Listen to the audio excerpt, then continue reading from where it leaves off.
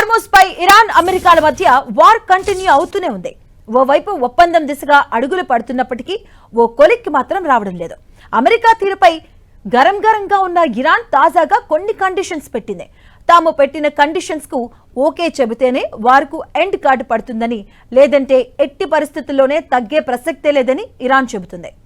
America తన ప్రవర్తనను మార్చుకునే వరకు హర్మోజ్ జలసంధిని తెరవబోమంటూ ఇరాన్ తేల్చి చెప్పింది. నౌకా దిగ్బంధనం ఎత్తివేయాలని, నష్టపరిహారం చెల్లించాలని ఇరాన్ తాజాగా డిమాండ్ చేసింది. తమ దేశాన్ని భవిష్యత్తులో ఎప్పుడూ బెదిరించకూడదని పేర్కొంటుంది. యుద్ధాన్ని శాశ్వతంగా ముగించి సైన్యాన్ని ఉపసంహరించుకోవాలంటూ స్పష్టం చేసింది. తమ ఆస్తులను విడుదల చేయాలని షరతులు విధించింది. ఇరాన్ తాజా డిమాండ్లపై అమెరికా ఇంకా స్పందించలేదు. ఇరాన్ కండిషన్స్ కు అమెరికా ఓకే చెబుతుందా లేదా అన్నది ఇప్పుడు ఆసక్తికరంగా మారింది. అమెరికా నిర్ణయంపై ప్రపంచ దేశాలు ఆసక్తిగా చూస్తున్నాయి.